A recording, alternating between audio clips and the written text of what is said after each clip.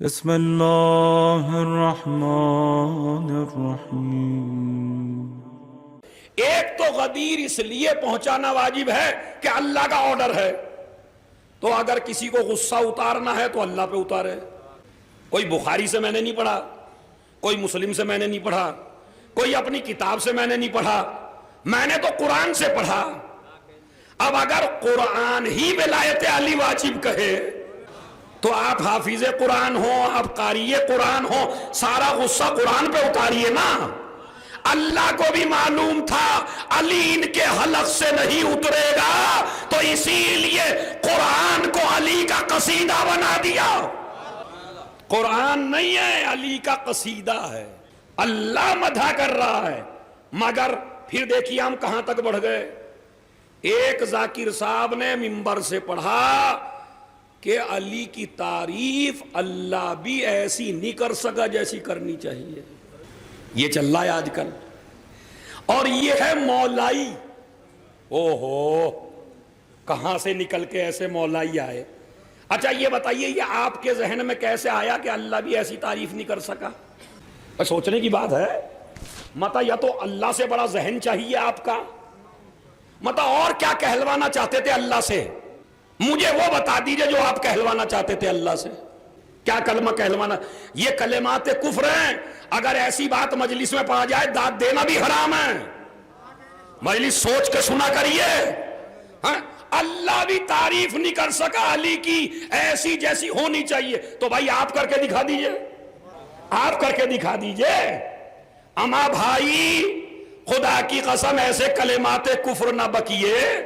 علی کی تعریف صحیح وہی ہے جو اللہ کرے۔ اللہ سے اچھی تعریف کون کرے گا؟ جو اپنے بندے کی تعریف بھی نہ کر سکے پھر وہ خدا کاہے کا؟ تو یا ایھا الرسول، ایسے مولائی نہ بنیے کہ قرآن سے ٹکرا جائیں، ایسے بھی مولائی نہ بنیے کہ اللہ سے ٹکرا جائیں، اس لیے کہ علی کو وہ بندہ پسند ہی نہیں ہے جو خدا سے ٹکرائے۔ میں نے جملہ کہا ہے، آپ نے اس کی قدر کی ہے۔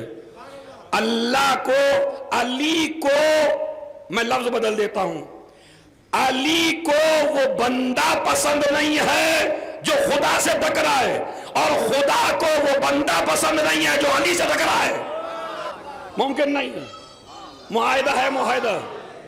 ایک تو غدیر واجب ہے قرآن کی وجہ سے، ولایت کا پہنچانا واجب ہے قرآن کی وجہ سے، مگر ڈبل واجب ہے۔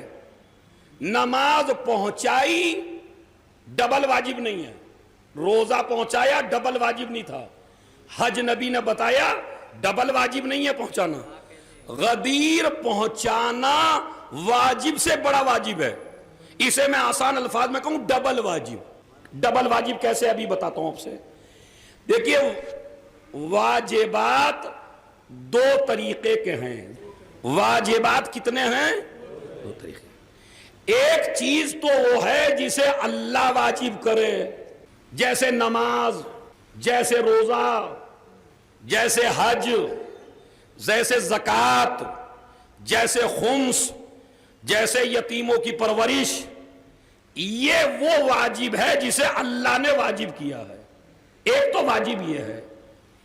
ایک واجب وہ ہے جو آپ نے منت مان کے اپنے اوپر واجب کیا ہے۔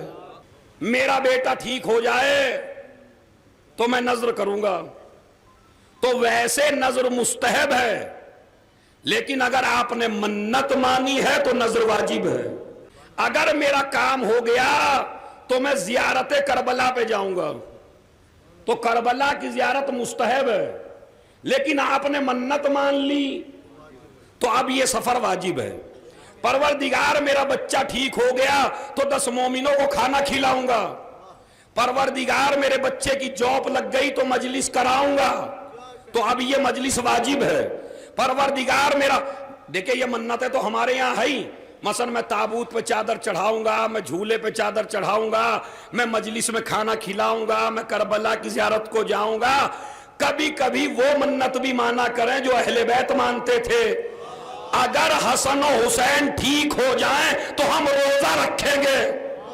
اب یہ روزہ رکھنا بی بی پہ واجب ہے، تمام علماء اہل سنت نے لکھا، سنیے، تمام علماء اہل سنت نے لکھا کہ حسن و حسین کی طبیعت ناساز ہوئی، سب کی تفسیروں میں ہے، پورا قصہ قرآن میں سورہ دہر میں ہے۔ ایک عالم اہل سنت لائیے جو انکار کر دے، میں بیٹھا ہوں ممبر پہ ضمانت کے ساتھ کہہ رہا ہوں، سارے علماء کی ان کی تفسیر پڑھی ہے، سب نے کہا، رسول نے کہا منت مان لو، منت مان لو، منت مان لو۔ ارے بھائی اپنی اپنی کتابوں میں لکھ لو منت مان لو، اور نبی نے کہا منت مان لو، تو اس کا مطلب یہ ہے منت ماننا عبادت ہے، بدعت نہیں ہے۔ آپ ہی کی تفسیروں میں ہے سب کہ نبی نے کہا منت مان لیجئے، چلیے انہوں نے منت مان لی۔ مولا کائنات جب کوئی امر مہم پیش آتا تھا تو کہتے تھے پروردگار اگر یہ کام ہو جائے تو میں 2 رکعت نماز پڑھوں گا۔ تو اہل بیت منت مانتے تھے یا نماز کی یا روزوں کی۔ تو میں آپ کو یہ نہیں کہتا کہ آپ جلیبی کی منت نہ مانیے، بریانی کی نہ مانیے، نہاری کی نہ مانیے، مجلس کی نہ مانیے، کربلا جانے کی، وہ بھی مانیے اور یہ بھی مانیے، اس لیے کہ اگر اللہ ساری نظریں مال پہ رکھتا تو غریب طبقہ چیخ کے کہتا پروردگار ہم کیسے منت مانتے، ہم پہ تو پیسہ ہی نہیں تھا، اس لیے زہرا نے روزے کی منت مانی تاکہ غریب سے غریب منت مان سکے۔ ریزن سمجھے آپ؟ اہل بیت کا کوئی عمل بغیر ریزن کے نہیں ہے۔ انہوں نے بالکل، اما کچھ بھی نہ ہو روزہ تو رکھ ہی سکتا ہے آدمی، چاہے جتنا غریب ہو، غریب کے لیے تو اور اچھا ہے روزہ رکھے، بلکہ رمضان کے روزے رکھے اسی لیے گئے تاکہ امیر آدمی کو احساس ہو کہ بھوک کسے کہتے ہیں۔ اسلام کے حکم ہیں، اسلام کی حکمتیں ہیں، تو اب اسے آپ غور سے سنیں گے۔ تو ایک واجب ہے نذر، یعنی اگر آپ نے کوئی منت مان لی اللہ سے اور آپ کی وہ، دیکھیے میں آپ کو منتیں بتاتا ہوں مثلا آج کیسی کیسی مان سکتے ہیں۔ پروردگار اگر میرا فلاں کام ہو گیا اور میں نے ابھی تک قرآن نہیں پڑھا تو پروردگار میں تیرا کلام پڑھوں گا، منت ہے، اچھی منت ہے، کم سے کم اس منت سے جہالت دور ہو جائے گی، اللہ کا کلام پڑھ لے گا۔ پروردگار اگر میرا فلاں کام ہو گیا تو میں 500 دفعہ صلوات ہدیہ کروں گا بی بی ام البنین کو، یہ بھی منت ہے۔ میں سورہ یاسین پڑھوں گا امام زمانہ کی طرف سے، میں سورہ یاسین ہدیہ کروں گا بی بی زہرا کو۔ اما مانیے نا، یہ منتیں ہیں ساری، سمجھ رہے؟ کبھی پڑھنے کی منت مانیے، کبھی یہ بھی منت مانیے پروردگار میرا کام ہو جائے گا تو غریب کی بیٹی کی شادی ایسے کراؤں گا جیسی اپنی بیٹی کی کرائی۔ کتنی اچھی منت ہے یا نہیں ہے منت ہے؟ مگر مجھے پتا ہے میں بلا وجہ وقت ضائع کر رہا ہوں، ایسی کوئی ماننے والا بڑے کم ہے۔ کیوں؟ ہم تو شادی میں پیسہ لگاتے ہی اس لیے زیادہ ہیں کہ ہم سے اچھی کسی کی نہ ہو، ہاں تو بھائی ایسی منت کیوں مانے گا کوئی؟ لیکن ماننی چاہیے، غدیری کو ماننی چاہیے، علی والے کو ماننی چاہیے، حسین والے کو ماننی چاہیے۔ میں مطلب فلاں کی بیٹی کی شادی کرا دوں گا، فلاں اگر میرا فلاں کام ہو جائے تو پروردگار میں کسی غریب کے بچے کی فیس دوں گا، مانیے منت۔ یہ ساری منتیں ہیں جن کے دروازے کھلے ہوئے ہیں۔ تو ایک وہ واجب ہے جسے اللہ نے واجب کیا ہو، اور ایک واجب وہ ہے جو آپ نے نذر مان کے واجب کیا ہو اپنے اوپر۔ اب آئیے، ایک تو ولایت علی پہنچانا نبی پہ واجب ہے، قرآن کی روح سے اللہ نے واجب کی ہے۔ ایک وہ ہے کہ نبی نے ایک وعدہ کیا ہے، اس لیے بھی ولایت پہنچانا واجب ہے۔ اب میں بتاؤں آپ کو، دیکھیں کیسے ہوا۔ اسلام کی سب سے پہلی تاریخ شروع ہوتی ہے دعوت ذو العشیرہ سے۔ یہ غدیر کی بنیاد ہے، سمجھ لیجئے آپ۔ اگر آپ یہ نہ سمجھے تو غدیر آپ کی سمجھ میں آنے والی نہیں ہے۔ اسلام کی پہلی دعوت ہے اور غدیر کی بنیاد رکھی جا رہی ہے، اور رسول کو حکم ہوا سورہ شورى آیت نمبر 214 26واں سورہ، اس میں ارشاد ہوتا ہے وَأَنذِرْ عَشِيرَتَكَ الْأَقْرَبِينَ، اے میرے پیغمبر اپنے قرابت داروں کو ڈراؤ، اپنے رشتہ داروں کو ڈراؤ، یہ جو تمہارے دادا کی نسل ہے اس کو بلاؤ اور بلا کے دعوت کرو، اور دعوت کر کے اعلان کرو اور ان کو سمجھاؤ اور ان کو بتاؤ اور ان کو ڈراؤ۔ دعوت ہوئی۔ اب حضرہ حوالے سن لیجئے، تاریخ طبری 1، تاریخ ابو الفدا 2، تاریخ ابن کثیر 3، تاریخ ابن اسیر 4، تاریخ ابن عساکر 5، تاریخ طبری 6۔ اسی طرح علماء اہل سنت کی 50 کتابوں میں یہ واقعہ آپ کو ملے گا کہ نبی نے فرمایا اے میرے چچا ابو طالب، میں اپنے رشتہ داروں کی دعوت کرنا چاہتا ہوں، مجھے اللہ کی طرف سے حکم ہوا ہے۔ ارے بھائی، اللہ کی طرف سے حکم ہوا تو اپنے گھر دعوت کرو، اپنے گھر مجمع بلاؤ۔ یہ چچا سے پوچھنے کی کیا بات ہے؟ کہا یہی تو بتا رہا ہوں، پوری دنیا رسالت کے اشارے پہ چلتی ہے، مگر رسالت جس کے اشارے پہ چلے۔ سن رہے آپ؟ چچا نے کہا بیٹے، ابا چچا ہو تو ایسا ہو واقعہ، اللہ ایسا چچا سب کو دے۔ کیا کہا؟ بیٹے کتنوں کو بلانا ہے؟ کہا با جو بھی اقرب ہے ان کو بلاؤ، اور دعوت ہوگی بیٹے میرے گھر میں۔ بس میں نے بڑا عجیب و غریب فلسفہ آپ کو سمجھایا۔ اسلام کی پہلی دعوت سے آپ ذرا ہلکا لے رہے ہیں، میں ذرا لفظ بدلتا ہوں تاکہ آپ جوش ایمانی کے ساتھ اس کو ایکسپٹ کریں۔ اسلام کی دعوت کا پہلا جلسہ، اب بھی اس سے زیادہ کچھ آ سکتا ہے؟ اسلامی دعوت کا پہلا جلسہ جس کا انتظام کرنے والا علی ہے، اور جس میں تقریر کرنے والا رسول ہے، اور جس جلسے کی صدارت کرنے والا ابو طالب ہے، یہ پہلی دعوت ہے۔ کب بلا لیجئے؟ علی سے کہا بکرے کی ایک ران لے آئیے، بکرے کی ایک ران لے آئیے۔ پورا واقعہ نہیں پڑھوں گا، بکرے کی ران لے آئیے، تھوڑا سا پانی کا انتظام کر دیجئے، دودھ کا انتظام کر دیجئے۔ انہوں نے تھوڑا تھوڑا سب کچھ کر دیا۔ اور اسلام کی دعوت پہلی کہاں ہوئی؟ زور سے بولیے گا ذرا، کس کے گھر میں؟ ابو طالب کے۔ تو بھائی یہ عجیب کافر ہے جو پوری دنیا میں اسلام پھیلانے کی پہلی دعوت اپنے گھر کر رہا ہے، اور مال بھی خرچ کر رہا ہے اور کھلا بھی رہا ہے، سمجھ رہے؟ تو پہلی دعوت کا صدر جناب ابو طالب ہے۔ بیٹے ٹھیک ہے کرو، کر لیا گیا۔ اب وہ ران آئی، کہتے سب سے پہلے انٹر ہوا ابو لہب، یہ بھی چچا ہیں، سمجھ رہے آپ، یہ بھی چچا ہی ہیں، مگر ان کا گھر برباد کس نے کیا؟ آج میں بھی ہسٹری بتاؤں۔ ان کی بیگم تھی ام جمیل، کیا نام تھا؟ ام جمیل۔ ام جمیل ابو سفیان کی بہن، ام جمیل معاویہ کی پھوپھی۔ جب رسول پیدا ہوئے تو سب سے پہلے خوشی میں اپنی کنیز کو آزاد کرنے والا یہی چچا ابو لہب تھا کہ میرے یتیم بھتیجا پیدا ہوا، اتنی محبت تھی۔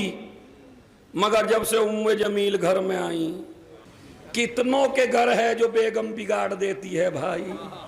کسی معصوم سے کہا تھا، کہا یہ بتاؤ تمہارے چچا کہاں ہیں؟ طنز مار کے، تمہارے چچا ابو لہب کہاں ہیں؟ تو امام نے کہا تھا جہاں آپ کی چچی ہیں، جہاں وہ ہیں۔ ام جمیل کائنات کی وہ عجیب خاتون تھی جو تازے تازے کانٹے لاتی تھی اور نبی کے دروازے کے آگے بچھا دیتی تھی تاکہ نبی کے پیر سے خون بہتا رہے۔ یہ ہے ابو سفیان کا گھرانہ، جس کو ڈنکے کی چوٹ پہ مسلمان ہیں جنہوں نے اسلام کو کبھی چین سے رہنے نہ دیا، وہ سارے مسلمان ہیں۔ ہم تو جب بھی کسی مولوی ملا کو ابو سفیان کو مسلمان کہتے سنتے ہیں تو ہمیں ان کے بھی اسلام کا پتہ چل جاتا ہے۔ اب ابو لہب کی ہسٹری تو مجھے پڑھنی نہیں ہے بھائی، وہ تو انشاءاللہ پھر کبھی موقع ملا، لیکن اتنی خطرناک خاتون تھی، اسی لیے تو قرآن مجید تبت یدا ابی لہب، اے ابو لہب تیرے ہاتھ ٹوٹ جائیں، کہا اس طرح کسی کو نہیں کوسا قرآن نے، چچا ہے وہ بھی، آیا آ کے کہنے لگا ابو طالب کھانے کا انتظام کر لیا؟ کہا بالکل کر لیا۔ کہا دکھاؤ؟ کہا یہ ہے ایک ران۔ ابو طالب تم تو جانتے ہو ہم میں تو ایک ایک آدمی ایک ایک اونٹ کھا جاتا ہے، ایک ایک بکرا ایک ایک آدمی کو چاہیے۔ انہوں نے کہا تم بے عزتی کراؤ گے، اس سے تو دعوت کو منع ہی کر دو۔ ابو طالب کا جملہ سنیے، خدا کی قسم اگر اس پہ بھی آپ چپ رہ گئے تو ظلم ہوگا۔ پتا کیا کہا ابو طالب نے؟ میرے بھتیجے نے ہاتھ لگا دیا ہے۔ کیا فرمایا انہوں نے؟ میرے بھتیجے نے ہاتھ لگا دیا ہے، تو چاہے جتنے بڑے بڑے کھانے والے لے آ، ہم عقیدہ ہو تو ایسا ہو، اعتبار ہو تو ایسا ہو۔ کہتے جیسے ہی وہ دعوت والے آنے لگے سب کے کان میں کہنے لگا جیسے آپ کبھی کبھی کہتے ہیں کہ گولی کھا لینا مگر چھوڑنا نہیں ہے، پیٹ خراب ہونے کی گولی کھا لیجئے۔ اور نے کہا کہ آج ڈٹ کے کھانا ہے، آج ابو طالب کی بے عزتی کرنی ہے، جتنا تم میں دم ہو اتنا کھا لو۔ ادھر علی نے دسترخوان لگایا، ادھر جو ہے کھاتے جا رہے، پیٹ پھول گئے مگر کھانا ختم نہ ہوا۔ اما جس کے صدقے میں اللہ دنیا کو کھلا رہا ہو، بھلا وہ کیسے کم ہوتا؟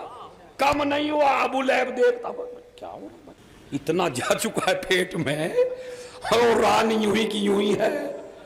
اب دیکھا چلیے کھا لیا۔ نبی نے کہا بتاؤ تم نے مجھے کیسا پایا؟ کہا صادق و امین۔ کہا کتنا اعتبار ہے میری بات پر؟ کہا حد سے زیادہ۔ اگر میں کہوں اس پہاڑ کے پیچھے لشکر ہے تم پہ حملہ کرنا چاہتا ہے، کہا بالکل یقین آ جائے گا۔ اور اگر تم پہاڑ پہ چڑھ کے دیکھو اور لشکر نہ ملے تو کیا کہو گے؟ کہیں گے ہماری آنکھیں خراب ہیں، ہماری آنکھیں خراب ہیں، لشکر ہوگا۔ یہ ہے صداقت کا کلمہ کہ پڑھوا لو تو ایسے پڑھوا لو۔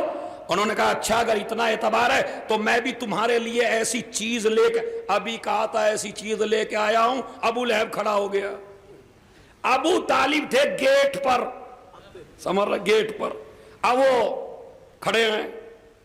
انہوں نے کہا نہیں تم نے نہیں دیکھا جادوگر کی بات کیا سننا؟ ایک ران تھی کل، سب نے کھا لی، پھر ران بچ گئی، جادوگر ہے چلو۔ نبی افسوس میں، ابو طالب نے پوچھا کیا ہوا بیٹے؟ میں دروازے پہ تھا۔ کہا چچا ایسے ایسے ہوا۔ کہا کل پھر بلاؤ۔ انہیں کل پھر ایسے ہی ہوا، کل اتنا کھلایا، پھر کھائے، پھر بولنا چاہا، پھر ابو لہب اٹھ گیا، جادوگر ہے چلو۔ نبی پھر بیٹھے مایوس، کیا ہے میرے بیٹے؟ خدا کی قسم ابو طالب کو یہ حق ہے نبی کو بیٹا کہنے کا؟ ارے توجہ چاہتا ہوں، اور کسی کو حق بھی نہیں ہے۔ اب سنیے تیسرا دن آیا، ابو طالب کہنے لگے آج میں گیٹ پہ نہیں جاؤں گا، آج میں تمہارے جلسے میں ہی ہوں۔ اب وہ جو کھا پی کے فارغ ہوئے اور نبی اٹھے اور ابو لہب پھر اٹھا، ابو طالب نے گریبان پکڑا، کہا بیٹھ، آج تو تجھے سننا ہی پڑے گا جو میرا بھتیجا کہے گا۔ علامہ امینی صاحب الغدیر جلد 7 صفحہ 355 ہمارے مذہب کی سب سے معتبر کتاب، ادھر تو اس کو نیچے بٹھایا اور ادھر اپنے بھتیجے کو دیکھا اور دیکھ کے جملہ کہا قم یا سیدی فتکلم بما تحب بلغ رسالت ربک فانک الصادق المصدق۔ اے میرے سید و سردار فتکلم، جملہ سنیے، فتکلم یا سیدی، اے میرے سید و سردار آپ جو چاہتے ہیں وہ بولیے اور اب جملہ سن کہنا میرا کام ہے، نسلوں تک پہنچانا آپ کا کام ہے. جو کہنا چاہتے ہیں کہیے، بلغ رسالت ربک. نہیں ہے، نہیں سمجھ میں سے مجھے شکایت ہو جائے گی. ایک عالم نے لکھا، علامہ امینی نے، بلغ رسالت ربک، اپنے رسول کے پیغام کو پہنچاتے رہیے. ارے ابو طالب کا نکلا ہوا لفظ اللہ کو اتنا پسند آیا کہ تو نے ذوالعشیرہ میں بلغ کہا تو میں بھی غدیر میں